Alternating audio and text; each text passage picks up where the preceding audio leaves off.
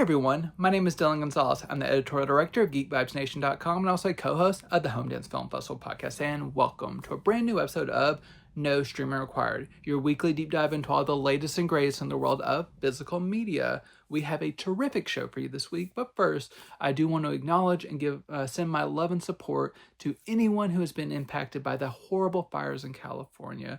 I myself have many family members and various loved ones who are in California that I've been checking on, and even some people I've met through GVN and No Streaming Required, the physical media labels that I've been checking on, like people at the Warner Archive or Deaf Crocodile. I've checked in on them, and as of this recording, they are safe from the fires, but I do hope it stays that way. And for all those who have been impacted, if you have any extra time, maybe find a local way to maybe support the people in California because they are really going to need it.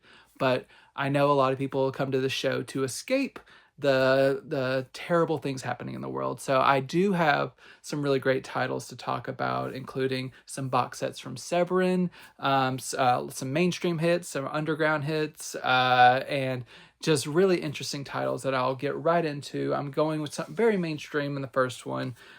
It is the new Paramount release of Smile 2 on 4K Ultra HD. This is the Steelbook version that they have coming out. I'll be honest, I wasn't the biggest fan of Smile. I thought it was fine, but a little bit overhyped. Here's the removable J card here. So I was a little hesitant going into Smile 2, but I had heard some positive buzz, even from people who were kind of more on my spectrum for the first film, that this film was even better. And I would agree with that. The sequel is, I think, a really nice improvement from the first film. It picks up right after the events of the first film in a really fun way, but it carves its own kind of space. And you have Naomi Scott playing a pop star who is recovering from a car accident a year prior, and she's about to go back on tour, and she's experiencing a lot of just lingering trauma, and that kind of gets exacerbated by coming across someone who has been afflicted with this smile curse, and this just basically ruins her life for the rest of the movie. It's just like all the stuff that happens whenever you get kind of infected with this presence. What I really like about this is, first, Naomi Scott is a beast in this role. She delivers such a great performance, and you really feel like she is psychologically unraveling. She's really great in the movies. There's some really great practical gore effects, and enhanced by CG, but there's a lot of good practical stuff in here as well. And just there are jump scares, but then there's a lot of just building terror that I do like quite a bit. And just everything really worked quite well for me. The only thing I wasn't quite a fan of, but it's a little bit overly long. I think this is a problem with both movies. They're a little bit too long. This is over 2 hours long, which if you're going to be a horror movie over 2 hours long, you really got to bring it from beginning to end. And I think it maybe could have been shortened by like 15 minutes or so, because it started to drag a little bit in like the lead up to the finale. But it's one very memorable finale, and I did end up liking this quite a bit. And so if you are a little bit of a skeptic of the franchise after the first one like I was, this is a nice improvement. And you do see that you have the option of a steelbook, which includes both a Blu-ray and a 4K. I believe the standard 4K only has the 4K disc. So if you want both formats, get the steelbook, and I've shown off all of how that looks, and it's quite nice. This is actually Jack Nicholson's son, which I think is an interesting touch. He's not in the movie a ton, but what little he is effective. And this is a really good 4K release. This is in Dolby Vision. It's a brand new film, looks fantastic, no encoding issues, Dolby Atmos audio, very effective Dolby Atmos soundtrack, and a lot of special features, including a commentary track from the director. You get 7 different featurettes, some deleted scenes and everything. So if you are a horror fan, Smile 2's 4K release really delivers, and it's a quite a fun watch. So make sure to pick that up when it comes out. A big release for 4K fans is, and also a little bit of a controversial one, is David Fincher's 4K release of Se7en. Now, first off, we'll start here with the packaging. David Fincher always has kind of a heavy hand in his package design. One of my first qualms with this is the side that should be pointing out is blank. The title is on the other side. So if you store your titles correctly, you will just have a black side. So you got to do a little bit of maneuvering if you decide this. So here's the inside here, back, different photos from the film. This expands out here. Got the disc here, and then folds out more here. The thing that I think most people will hate about this packaging is that this disc is like lodged in here, and it's 4K discs are already very sensitive and prone to scratching. So what I am choosing to do is once I'm done with this unboxing, I'm going to put the 4K disc in my old Platinum Series DVD set, which can comfortably sit and not possibly get scratched, like inserting in and out of the 4K packaging. Yes, will it bother me that I still have DVD packaging around? But it's a quality set, and it's my solution for this. Rather horrific packaging design if you're just wanting to make sure your disc will not be scratched in the future. But that's not the only controversial part of this release. So for those who don't know, I'll just really quickly go over the movie. I think most people know about Se7en, but Se7en stars Morgan Freeman, Brad Pitt, Gwyneth Paltrow, and another notable name who plays the killer, who I will not name. But it is a hotshot young detective and a seasoned detective who is just about to retire. They start investigating a series of crimes that are linked to the 7 deadly sins. So sloth, wrath, all that stuff. It's a killer just going through that, and detectives trying to figure out who the killer is. It's a pretty standard thing, but it's David Fincher just at his most entertaining, one of his most entertaining, and just the way this movie just really has such a great pace and unfolds, and each new kind of discovery and puzzle piece to this kind of overall killing. It's fascinating. I've seen it several times. I really love it, and it's one that I've been really waiting for 4K.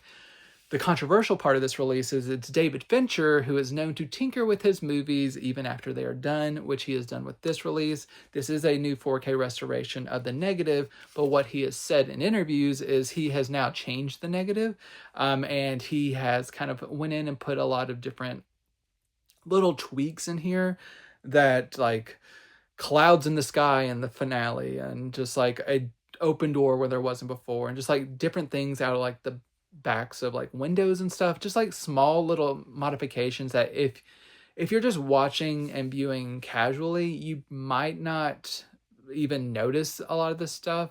I didn't notice a lot of the changes as I was watching until I started going on forums afterwards and people kind of pointing stuff out. So these things are integrated well, but they should not be integrated in the first place. I know directors they should be allowed to do with their movies what they want, but they should also providing a version to watch the original version. If they want to do like an enhanced version, give us both versions and we can choose which ones we want to watch. He has not done that here. We get his version on 4K, which admittedly does look very good. As I said, I had the old DVD packaging. I never upgraded to Blu-ray for this one, so I cannot tell the difference between the Blu-ray disc and the 4K disc because I do not have the Blu-ray disc. But this is a really, really good presentation for what it is. But it does have a little bit of degraining with some. It's not like a James Cameron mess of like art, like super waxy figures, but it has been kind of it has more of a glossy feel with a little bit of grainy texture over it kind of applied, but it's not probably as grainy as it should be. but there's a little bit there, which is more than you can say for some releases that's been DNR'd to hell.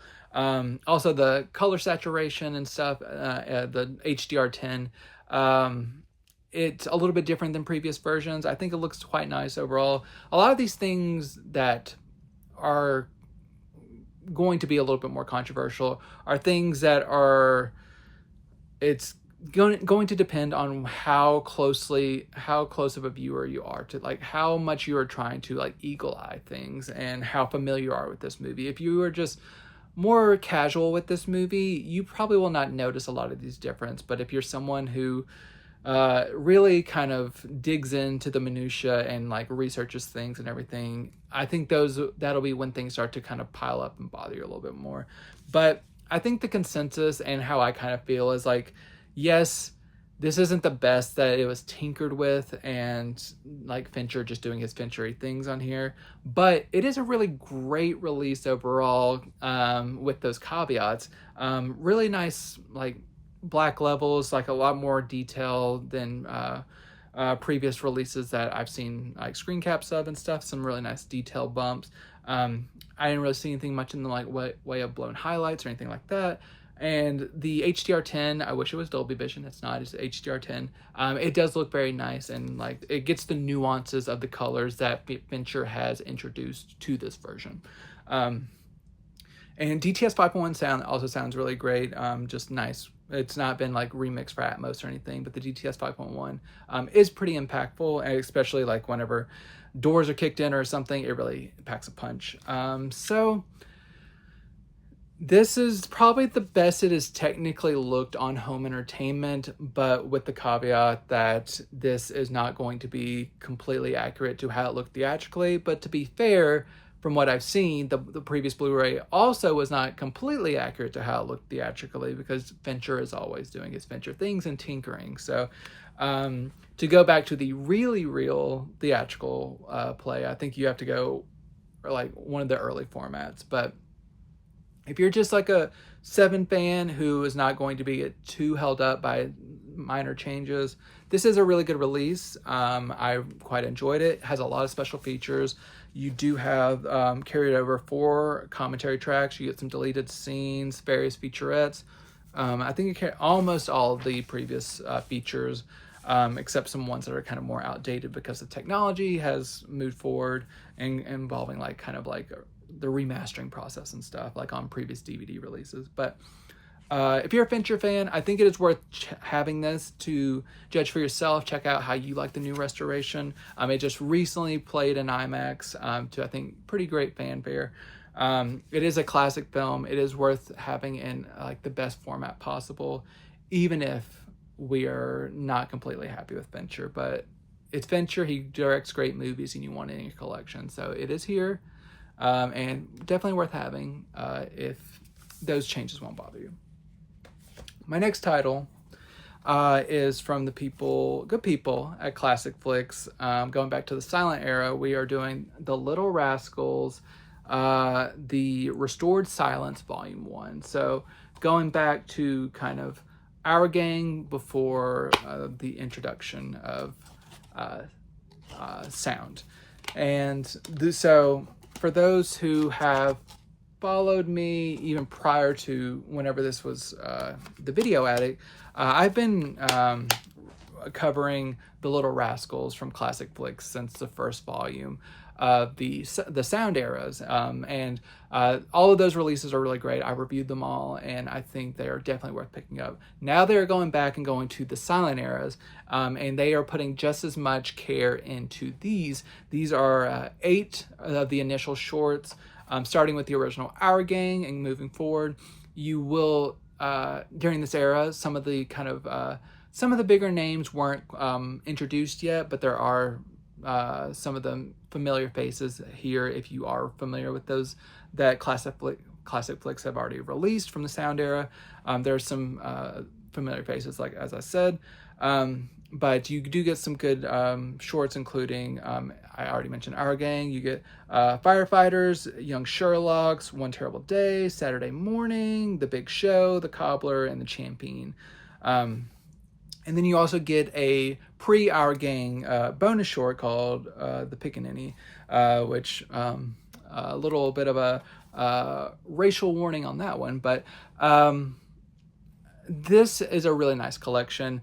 Every short gets a little bit of a text screen before it starts to tell how each one was rescued and to what degree it was restored. Most of these are 2K restorations. That I remember at least 1 or 2 or 4K restorations, but a lot of these were nearly lost to time. A lot of these are from prints that have been kind of salvaged, and some sources are cobbled together for some shorts to get the most complete version possible. I know at least on the initial Our Gang short, there's at least a couple different shorts that this was previously existing in only like a 3 or 4 minute version. Now we have the full like 20-minute version. So a lot in terms of like restoring to its most ideal state that is possible with the existing elements, Classic Flix has done admirable work, and they've really worked hard, and they deserve your support. If you're a fan of silent era film or like early comedy shorts, definitely worth having in your collection. A lot of care has been put into this. Lossless sound, DTS 2.0 sound for the scores that have been created for this, since they are silent, but the scores sound great. You do get the bonus short that I talked about, and you do get a restoration comparison. And just judging based on that kind of like 5-minute featurette, huge upgrade. Really great, just monumental efforts from Classic Flix. So if this sounds interesting to you at all, support them. There are more volumes on the way. But Classic Flix, very small label, but they do good work, and they deserve your support. As any of these small labels do. They are really doing fantastic stuff. Going over to Sony, we have a catalog release from them. It's the 50th anniversary of the Lords of Flatbush. So you have some familiar faces like Sylvester Stallone and Henry Winkler. We also have Perry King. This is my first time viewing this one. I think I maybe had an old DVD of this that I picked up at like a thrift store or something that I never actually got around to watching, but now I'm able to watch this via the Sony Blu-ray finally, and it's a pretty solid movie. It's just your classic kind of hangout flick, kind of like greaser, like tough guy people, just kind of it's a drama just about them kind of living their lives, their relationship with girls, and just basically it's like a kind of a hangout movie with like a loose semblance of a plot, and it all is pretty entertaining. All the performers do a good job. Of course, knowing Stallone and Winkler now, I gravitate towards more towards their characters, but the other actors do a good job as well. And just generally, if you kind of like a more of a gritty American Graffiti-esque vibe, I think you would like this overall.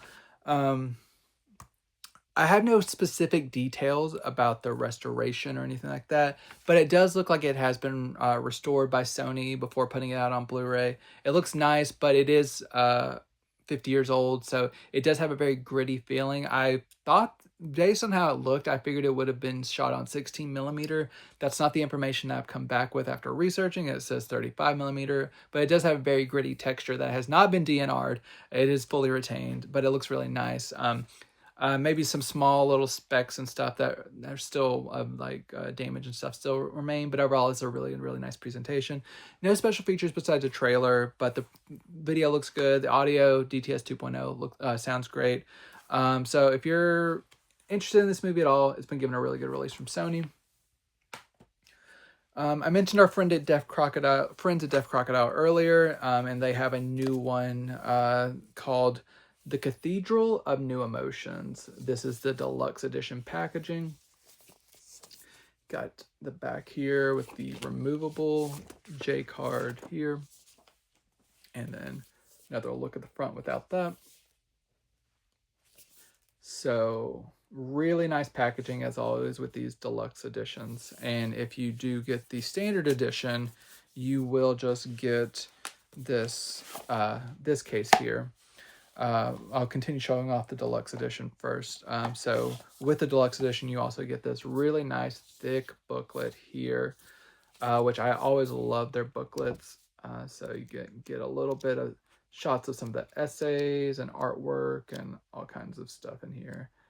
You can kind of get a sense of a little bit of how gnarly this movie is through some of these visuals. But this looks like it's a remnant of like the 70s or something, but I believe from what I can tell, it's actually from 2006. But it has kind of like those heavy metal-esque qualities. I'm not going to show off the QR code for the special features if you need those captioned. But that's the interior look at this packaging here, showing that fully off. So I believe this is a German film, and it's only an hour long, but there's enough value added here that I don't think anyone will feel like shortchanged or anything like that, because this is a really interesting title, but it's kind of hard to describe in like traditional narrative sense because it's so kind of dreamy and kind of psychedelic that I can't really delve too far into what this actual plot is doing. There's a lot of kind of vignette-esque things, very trippy imagery. You have lots of like animated nudity. There's like a recurring bit with like twins who always have like their shirts pulled up, and everything's pretty grotesque. You have a scene about a woman like blowing up a man like a balloon while giving him a blowjob. Like if that's the kind of things that interest you, Cathedrals of New Emotion, it's definitely will do the trick in terms of like weird cinema, but very interesting. But I think if this would have been over an hour long, like past the 60-minute mark, I probably would have got a little bit more exhausted, but I was able to get on its wavelength for long enough that it entertained me, but it didn't overstay its welcome. So I appreciated that.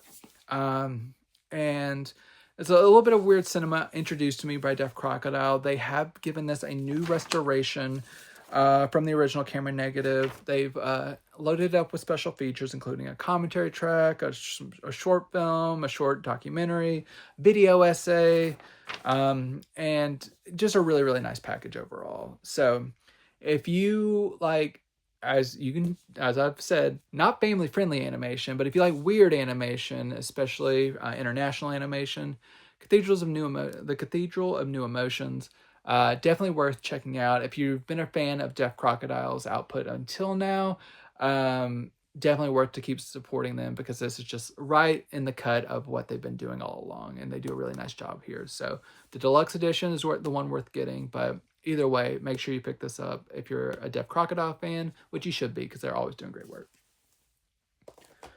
I have a lot of documentary material this episode. The first one is a docu-series. It is the Mill Creek release of the ongoing Icons Unearthed series. This is Icons Unearthed Marvel. So we've already looked into the likes of like Fast and Furious, The Simpsons, Star Wars. Now we're to Marvel. So there's 3 discs here, 1 here, 2 discs here. These releases, they keep confusing me. They keep going back between 2 and 3 discs between each Icons Unearthed. But I appreciate when they do 3 discs, because it gives the material a little bit more room to breathe. And it just makes me feel a little bit better about Mill Creek. Mill Creek already has a little bit of iffy compression as it is historically, but they usually do a good job with these sets. And being a documentary, it's not as unforgiving in terms of the visual components.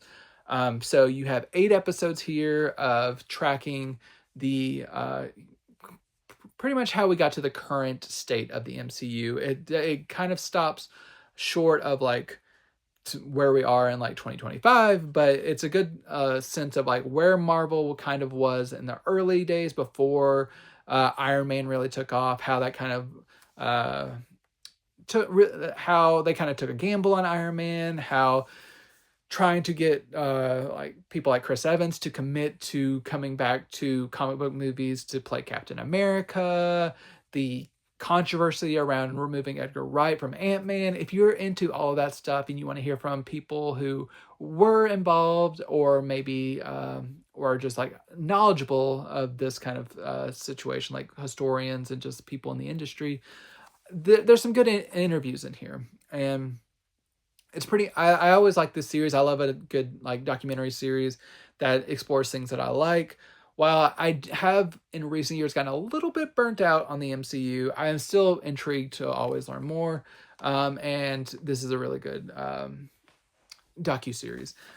So in addition to the 8 episodes, which come through with solid AV quality, you get the HD presentation, no real major complaints on that, no big compression artifacts or anything like that. DTS 2.0 audio sounds great. You get a ton of special features. So even if you've watched this whenever it aired on television, you may want to pick up this, if you're a fan, to pick this up because you have over 5 hours of additional interviews. So you get new interviews from or like full interviews from the likes of like Mark Millar, Lou Ferrigno, Clark Gregg, who plays Agent Coulson on the MCU, along with more people besides that. But if you want like hour-long plus interviews with some of these people, you can pick up this Blu-ray that has, like I said, 3 Blu-rays, really great set from Mill Creek. They've been doing a nice job with this series, and just seeing the topics that they've covered in seasons after this, I hope they keep on with this line. I like being able to own these and watch and like without having to like commit to a streaming service or anything like that. I love that. So Mill Creek, keep bringing this on. Icons Unearthed Marvel. Good job. My next documentary, I'm a little bit more split on. I do think it's entertaining, but I also have some issues with it. That is the Cohen Media Group release of My Name is Alfred Hitchcock. I love Alfred Hitchcock. I've talked about Hitchcock numerous times. But this documentary, there's some choices that are made. Here's the reversible cover art that are a little bit iffy. And the major one is they have a man voicing playing Alfred Hitchcock, and doing like an Alfred Hitchcock imitation, looking through his filmography and like commenting on things, and that you get a lot of kind of like weirdness of like Hitchcock mentioning technology he never would have known about, like iPhones and stuff, but in kind of a pithy way, but also giving some decent insights into these movies, even though it wasn't the actual insight of Hitchcock. So I like being able to explore a artist I love and his work and stuff, but I do not think that this direction is necessarily the best way to do it. You do get some prescient insights, and it is pretty entertaining, but you are not actually getting like a commentary from Alfred Hitchcock because he died way before all of that happened. So a little bit of the mixed emotions for me here. So if you're a Hitchcock fan and you don't feel icky about his like kind of being kind of replicated in a new way, check it out. But if that idea inherently skeeves you out, it's probably okay to skip it. But worth considering if you're a Hitchcock fan. But this is an HD presentation, looks really great. Sound is perfectly solid. You get some special features, including a Q&A and some featurettes, various featurettes that do enhance the package quite nicely. So my name is Alfred Hitchcock from Cohen Media Group. Use your own discretion on this one. But one that I can wholeheartedly recommend is from Kino Classics. This is Chet Baker, Let's Get Lost. So the famous musician, this is a older documentary, I believe it's 88. I'm not sure if it says back here, but somewhere around there, where it's one of those documentaries made in a time before the time we're kind of in now, where a lot of documentaries about artists kind of feel like they have kid gloves on a little bit, and you're not going to get always the warts and all version because artists don't want to make themselves look bad. This is kind of warts and all, and Chet Baker a lot of the times does very much come off as an asshole, but you also do feel bad for him at various points. So it kind of rocks back and forth. You're like, oh, this man is awful, or like, oh, I understand this man, and I kind of sympathize for what he kind of went through in his life. It's a lot of really interesting different media mixed in here, and it's just a really solid portrait of this artist that's just really you don't get a lot of that anymore. So for that reason alone, I understand why it is considered one of the best like kind of like musician documentaries, jazz documentaries.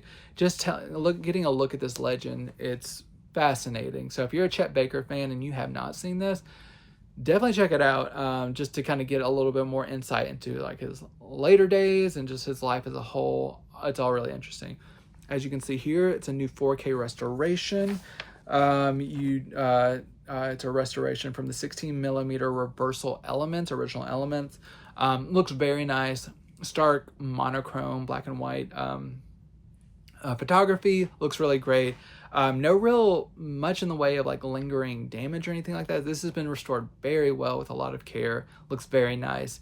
The soundtrack, the sound sounds really good. DTS 5.1 soundtrack, which when dealing with this music, you want to feel full and nice. And it sounds really great. You do get several short films, like 5 or 6 short films and a trailer. So, Chet Baker fans, make sure to check this out. Staying kind of along that lane, we also from Kino Lorber, a newer film just out this past year, and on the short list for Best Documentary, soundtrack to a Coup d'etat. So if you're an Oscar fan and you have not watched this, make sure to keep this on your radar because it might just be nominated here in a couple weeks. Epic documentary, 2.5 hours, jam-packed with information. So much information that it can feel like maybe this needed to be almost like a mini series to get all of it in. It's very all over the place. It does kind of pull itself together in the end, but there's a lot of information jam-packed in here. And there's some of the best editing I saw like from 2024 all year.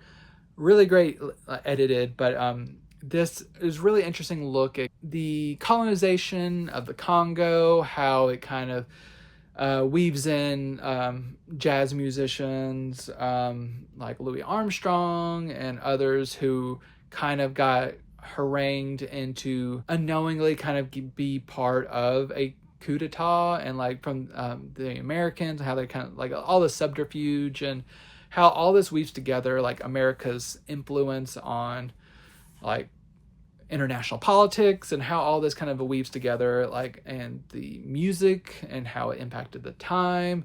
There's a lot of stuff going on here, and I think it's handled very well. It's really just kind of a reckoning on colonialism, racism, fascism, every ism. It's probably in here, and a lot of great music, but just a lot of different elements woven together to create a really interesting tapestry that you'll want to check out if you're a documentary fan, which I know there are a lot that watch. So check that out if you're interested. New movie, looks great on Blu-ray, sounds great as well. And you get a Q&A for this one that is also pretty enlightening. So soundtrack to a coup d'etat, keep an eye on this one, like I said, especially if you're an Oscar fan. Not a documentary contender for the Oscars, but still a music documentary worth considering is Dark Sanctuary, The Story of the Church. This is from MVD Entertainment and Cleopatra Entertainment.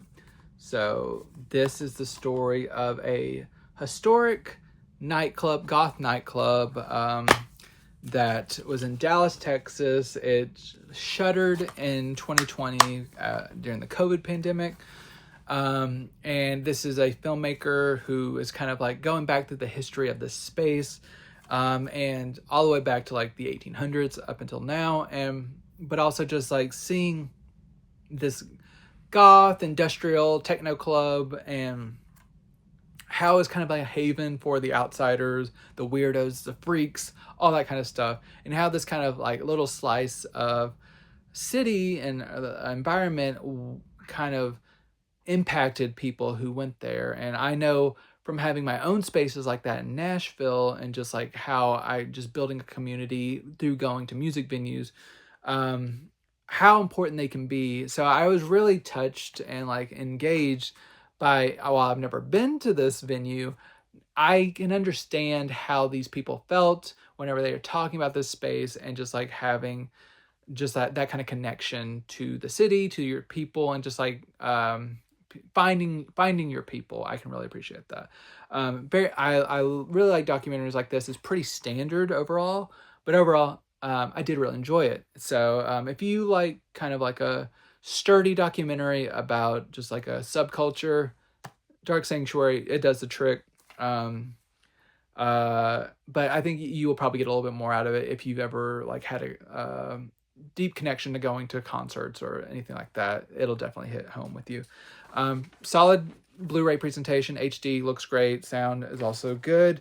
22 minutes of additional extended interviews, 2 music videos, and a trailer. So check it out if you're a documentary fan. Dark Sanctuary, the story of the church. Now I'm heading to my final stretch of titles, where I'm going into the really like freaky, psychosexual, weird genre cinema. So my first title up is from Era Video.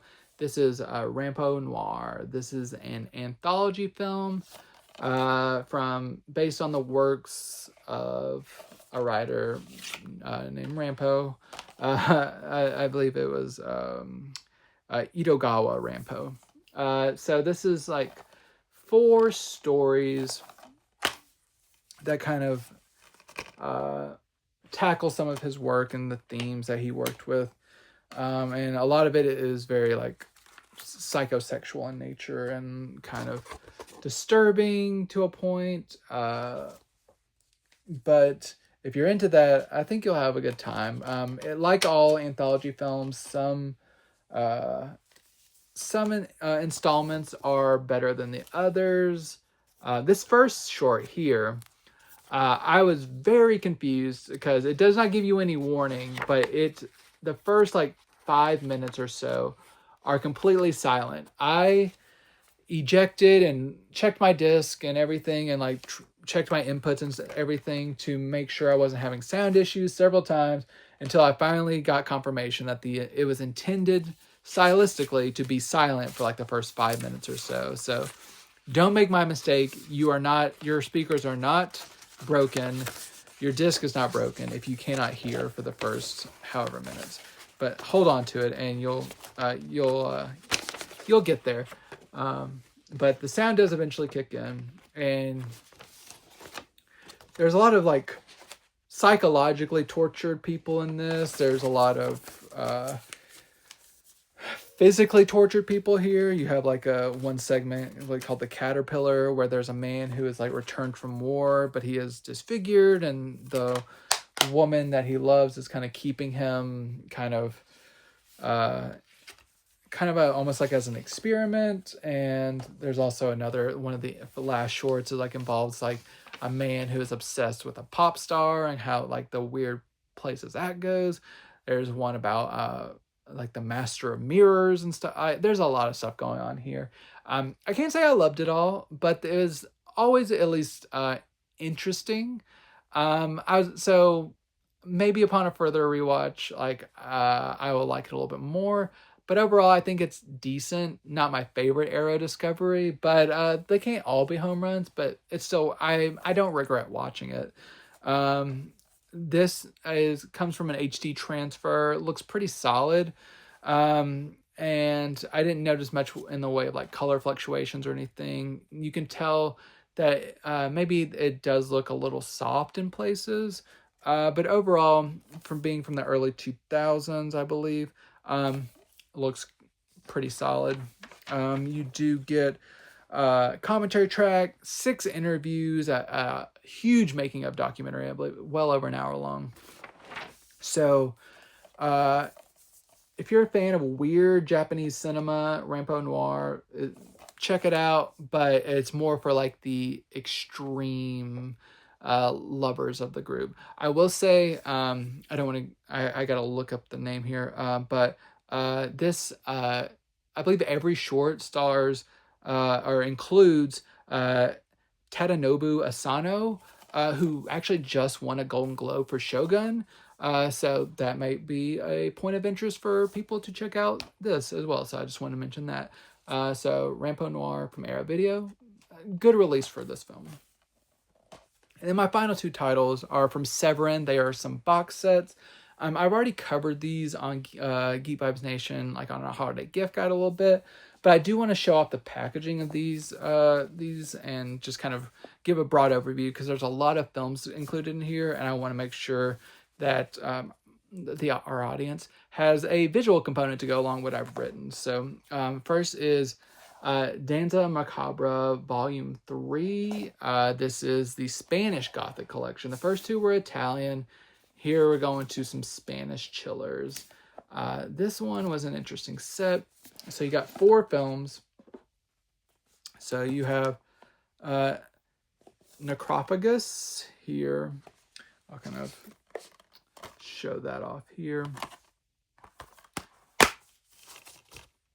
There, what does it have? No reversible cover art, so you just got that here. Followed by Cake of Blood. So you got that here.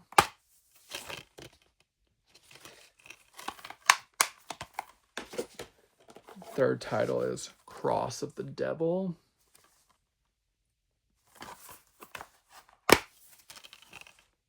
Got that here. And finally, you got The Night of the Walking Dead. This one was probably my favorite, but I like them all pretty well. You also got a good number of special features. Like here, you got like every movie has a commentary track. You got plenty of visual essays, featurettes, interviews, just really loaded with special features and just this nice packaging. Here, I'll just kind of go nicely in here. You got people like Kim Newman doing the commentary track for Cross of the Devil. Just some really great stuff. So if you have been a fan of these Danza Macabra sets, if you have the first two, even though it's going to another country's Gothic tales, it is definitely worth checking out. Severin has kept their quality up, nice HD or restorations. Everything looks very nice. I believe they've all gotten at least a 2K restoration and all hold up pretty well. Multiple like English and like Spanish commentary or audio tracks and everything. Really good set from Severin. They always do a really nice job with their box sets.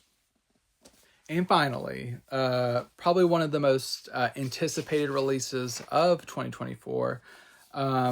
This was the sequel to their best-selling box set ever. This is Severin's All the Haunts BRs Volume 2. This is a thick mother. Lots of just attention to detail throughout. This has 24 films from 18 countries. So first before we get to the films, let me show off this packaging. So first we have our first booklet here. Got this. So you can kind of go through, I believe alphabetically, you can learn about the titles that are included in here. A lot of these are making their disc debut or their domestic debut, some worldwide debuts. There are some titles like November, which is, I'll show you here. This one has been released on Blu-ray by Oscilloscope in the past, but this is now included here and has new special features and all that stuff. In addition to the booklet, you also have a bound book that's very thick.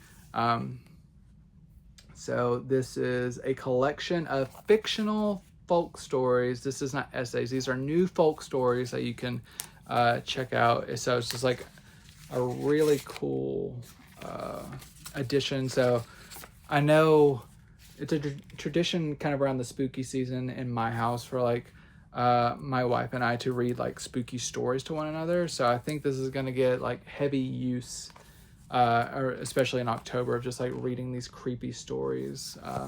And I look forward to that. But what we are all here for are the films, and I will show all of those off. So here is kind of the little packaging for stuff. So the first disc you have here, so you got To Fire You Come at Last and Psychomania. So you got that here. Disc 2, you get The Enchanted and Who Fears the Devil. See that here. Disc 3, you have The White Reindeer and Edge of the Knife. And as I'm saying these, all of these also have like additional short films you can see under here. I'm not going to list all those, but there's hours and hours and hours of special features, including these short films. On disc 4, you have Born of Fire. This is just a single film on this disc. Disc 5, you have Io Island and Scales.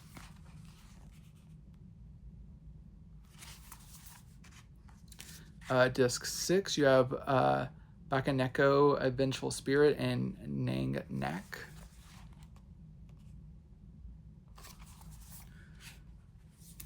Disc 7, you had Sunde Bolong and Susanna, the Queen of Black Magic. That one's a documentary. On disc 8, you have Beauty and the Beast and The Ninth Heart.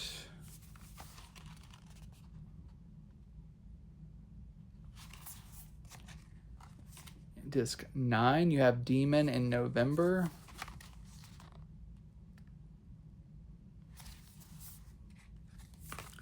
Disc 10, you have Litan and Blood Tea and Red String.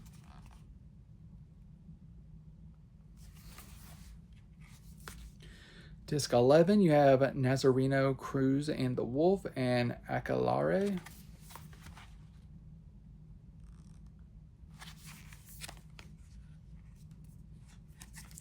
Disc 12, you have From the Old Earth. So just one film here.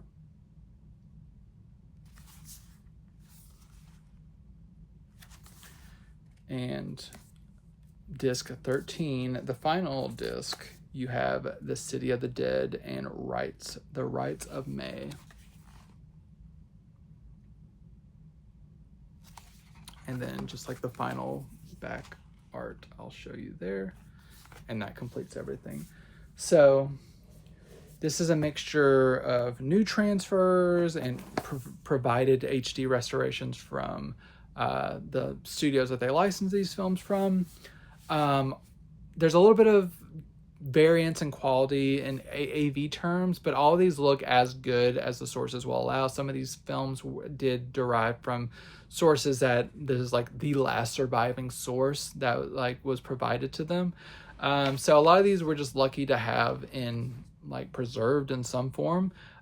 So there are some like issues of like maybe DNR that are baked into the source, or like just kind of issues where things don't look the best, but overall these look pretty terrific. And Severin have obviously put a lot of care into this, as you see with this packaging. Like I said, hours and hours and hours of special features. So this says 55 plus combined hours of special features. Yes, that does include some commentaries, but like there are tons of short films, video essays, interviews. They went all out with this set. So if you have the first set, I have not been able to pick up the first set yet, but from everything I've heard, a lot of people seem to like this one more consistently in terms of the movies than the first one. So I'm anxious to pick up the first set. This second set is fantastic. Had a lot of fun. I'm just like fully folk horror pilled Really give me all of it. Like, while some of these do stretch the definition of folk horror, they're all good films and very much worth checking out. So, All the Haunts Be Ours, Volume 2 from Severin. This is one hell of a package and definitely worth checking out for fans. So that is my show. Thank you so much for tuning in. I hope you found something to enjoy. If you know someone who would like to see something that was featured on this, make sure to share it with them. I always appreciate anyone recruiting new people to this show. I love doing this for you, and leave any feedback. Let me know in the comments what you are looking forward to, what you want me to cover in the future. Anything like that, I'm more than happy to accommodate. I will be back again next week with a brand new batch of titles. But until next week, enjoy these movies. You've got to believe that you're going to come back.